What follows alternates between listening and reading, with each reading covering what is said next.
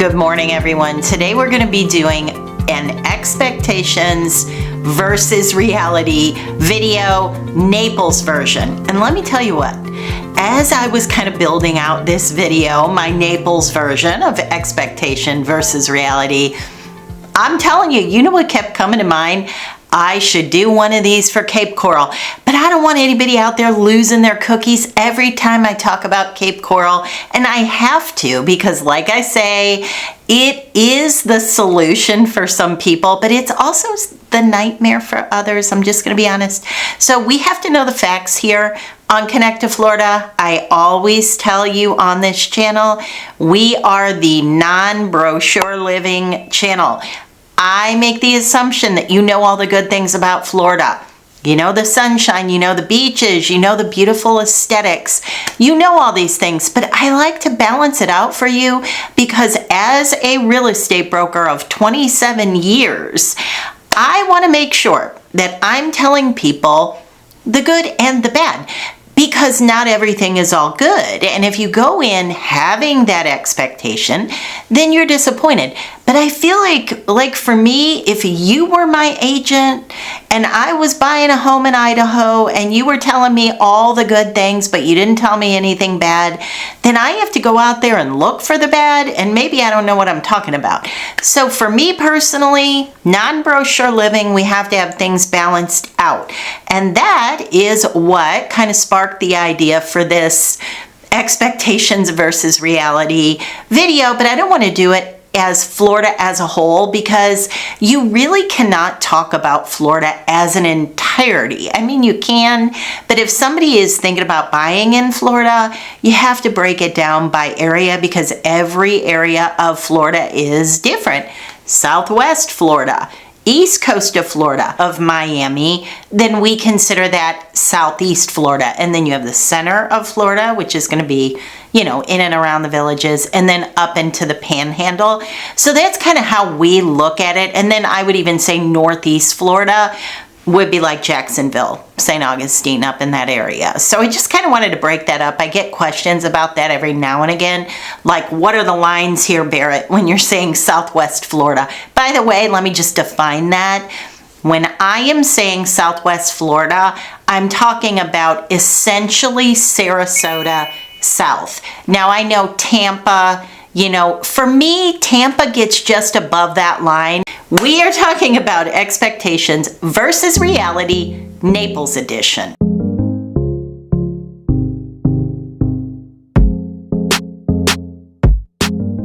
All right, let's begin with the first one. Expectations in Naples. The market is crashing. The market has fallen through. It's continuing to fall. We haven't hit the bottom yet. Prices are coming down. That is not reality. It isn't. I've done a couple videos here on my channel and I've gone over the numbers. The numbers are what they are. Listen, you know what I'm going to tell you. I always get it. And the thing is, the numbers are what they are. These are numbers that are tracked, and we know if a market is falling in. That's how we can do these videos. So was Naples taking a big hit? Yep. Was it all through 2024, especially, and entering into 2025, started to improve the last quarter of 2025. I told you, if you watch my channel, listen, I know it's hard to listen to a real estate agent. There's good ones, there's bad ones, and everybody, it's subjective to some degree, depending on, you know, I always tell you, we have to look at things on a micro level because neighborhood to neighborhood can be different in Naples. But Naples as a whole and in many neighborhoods has done enough to be considered stable. I told you in 2024, don't wait. The market is falling through in Naples, not in a big crash out, but just a roll down. So here's where we are right now in Naples. We are stabilized. Is that to say that there are some communities that you can get 10% less than where it's sitting right now? Maybe, but it's probably going to be something that's a little bit less desirable. I'm just being honest. If you want something fantastic, you're going to pay retail. stable retail, not overblown, run up COVID number retail, but you're gonna pay retail. Expectation in Naples. I can go to the beach daily. I want to move to Naples because I love their beaches. I have vacationed there twice, and I want to go to the beach every single day, look for shells, put up my little tent, sit at the beach all day. Let me tell you what reality is going to be. You can likely do that in the off season. Now remember, what do I always tell you? When the bunny comes out, when the bunny is out, we're moving into that shoulder season.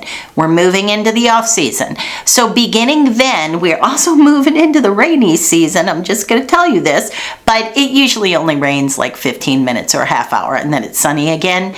But when we move into the hot months, you're going to be able to do that a whole lot more. But if you are planning to come to Naples and stay January, February, March, and go to the beach every day, you're going to be getting up at 6 o'clock in the morning because the beaches will be very, very full during season. But during the off season, that's when I like to go to the beach. Even though it's like scorching hot, I have to bring an umbrella. But I like to go then because it is far less crowded. Just as an aside and as a whole, when we talk about things being very, very crowded in Naples, it really is during season. Now, is it crowded up and down Immokalee Road and 41? Yeah, it is year round, but it's not nearly as bad.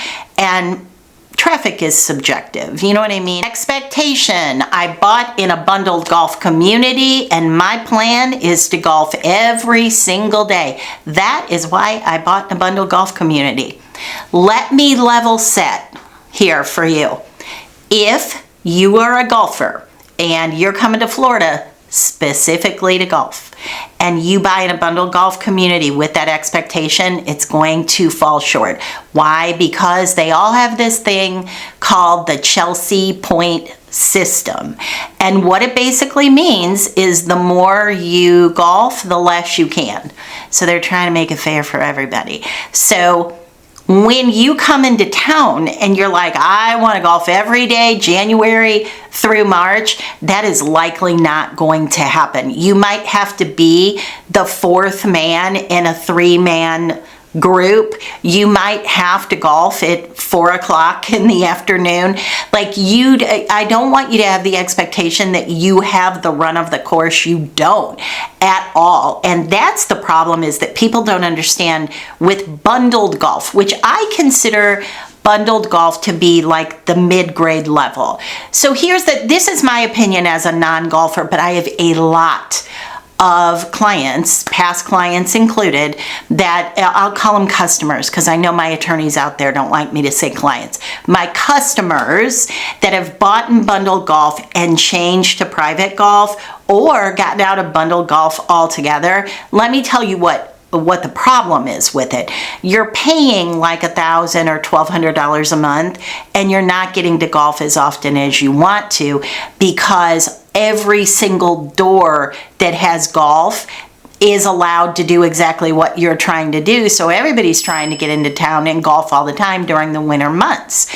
So what I would suggest, if that's going to bother you, there's a couple different things you could do. First of all, little secret, especially in Naples, in the off season, which is almost 9 months out of the year. So remember, we have a shoulder season rolling in and we have a shoulder season rolling out, but the rest of that is the off season. So one thing that you could do is just understand there are a lot of private golfing communities out there that will allow you to join if they need membership. There are a lot of private golfing communities that will allow you to golf in the off season, and a lot of people do not know that. There's also a lot of reciprocal agreements. Even communities that don't have golf at all, they will trade their amenities for golfing with other golfing communities, if that makes sense. So there's a lot of that swapping going on that you might not be aware of. And I would even say, if you don't want, but be careful with this, but if you don't want the golfing fees and you get a social membership, even during the off season, a lot of those communities will allow you to golf. And even during season, you can try to golf during season. Like they'll have limited times where you could golf. But again, be careful with that because you can't golf all the time. It is limited, but there's lots of options. So even if you said, you know what, I'm going to focus on the real estate and then I'm going to join a club, I'm going to look around a little bit. I am going to take advantage of the 30 plus public courses that are out there. Maybe think about that before you dive head first into a bundled golf community and then you get disappointed. The Naples condo market is crashing. It's down by 30%. Fees are through the roof. They're double and triple what they were pre-viral years. Right, that is the expectation. Let me tell you what the reality is. Condo numbers are not nearly as bad in Naples as, first of all, what they are in Miami. So don't try to align those things. They're not fantastic, but they're not horrible. That surprised the heck out of me. That's when I said it in the video that I went back and cross-referenced that all over the place because I was like, you gotta be kidding me. The median, and it is a whole lot worse in a lot of areas. So the expectation is far worse than what the reality is. And I'm telling you this because if you thought that you had to rule out condos because you thought you were gonna have all these problems with condos, you know, like I always say, it's very micro detailed in that. But if you get more than 3 miles inland, like I always say, you're in your car anyway. If you're going to the beach, you're not going to walk 3 miles in Southwest Florida for the most part. So even just the roads alone would stop you from doing that. But that said, if you're thinking about a condo and you're willing to go 3 miles or more inland, you're going to get really nice amenities. You're going to get newer condos. You're going to get impact resistant doors and windows. You're going to get better fees. Why will I get better fees, Barrett? Because you're inland a little bit more and the overall insurance cost to the HOA is lower. So don't fall victim to the expectations because they're wrong on that one. Reality is a lot better. Fort Myers is really close to Naples. I've never been to Fort Myers, but I love Naples and I can afford Fort Myers and I don't mind driving the 35-40 minutes to downtown Naples. So I'm going to buy something in Fort Myers sight unseen because it's so close to Naples, it's got to be exactly like it. That's the expectation. That is a big disappointment. The reality is it is not.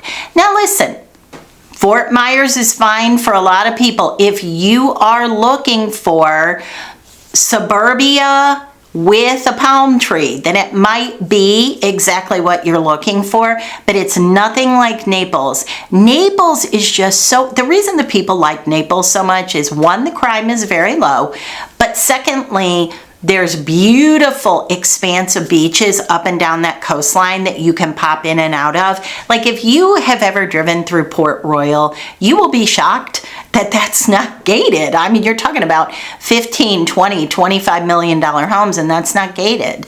That says a lot, but there's all these little entry points to get on the beach. So lots of, I think it's 7 miles of coastline in Naples.